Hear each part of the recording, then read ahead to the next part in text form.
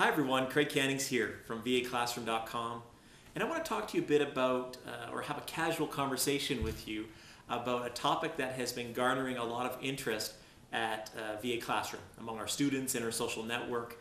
And the topic for today is help, my client wants me to Twitter for them. And I hear this a lot where a lot of our students are securing new social media clients, and the client loves the concept of social media marketing, but is not necessarily wanting to invest a lot of time or effort to do it themselves. So they're saying, can you get me 5,000 followers by Friday? And can you just tweet 20 times a day for me on things that would be relevant to my audience? And so VAs are finding, and virtual professionals are finding this ethical challenge. I don't know if I necessarily feel comfortable being that person in Twitter. And is it defeating the whole purpose of social networking, that they need to be connecting with their audience and building that relationship? And so let me help you kind of navigate this common issue that we're seeing. First of all, there are a couple reasons or a couple scenarios where it is appropriate to tweet for your clients. And I like to separate tweets into two categories.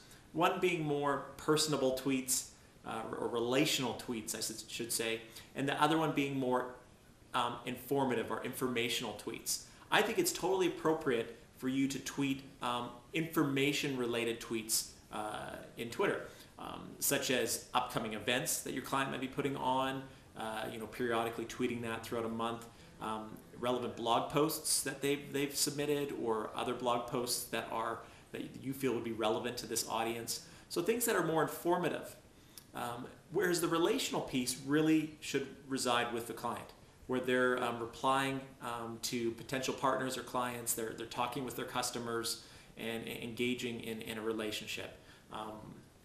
The second area I think where it's appropriate for you to tweet on behalf of your clients is if they are promoting their brand in Twitter. For example, with VA Classroom, our Twitter account is @VA Classroom. So while I do 90% of the tweets through our account, I think it's appropriate to have company representatives. So you may function as a company representative that's helping to build their brand and engage their audience. And I think that's totally appropriate. Where I think the line gets crossed is when you're trying to tweet on behalf of or you're trying to promote a personal brand of someone else that's not you, and you're finding that awkward and difficult. And I think there's a couple things that you need to do when you're starting to work with these clients. The first thing you need to do is you need to set your boundaries. You need to let them know what you're comfortable tweeting about and what you're not comfortable. The things that you'll do for them from a social networking standpoint, and the things that you feel would be most effective for them to do. And so I think for a lot of these clients that are jumping into social media excited about it, not necessarily understanding it, it's important for you to set up a bit of a Twitter 101 orientation for them, and maybe a social networking 101, where you talk about the value of them engaging with their audience, of doing replies, of connecting with prospective partners, and the power that could have for their business. So you really almost have to sell that point to them. And you also want to let them know that your role is really to help them scale up their efforts in social media, to help them essentially build the system. Not take over the relationship piece, but build the system, helping them research and identifying new Twitter followers to add to the community. Following keyword conversations, screening out followers that just aren't appropriate. Like I said, adding informational tweets, updates, news about that company. So there's a lot of things that you can do to help them create the system so that they can be freed up to focus on the relationship.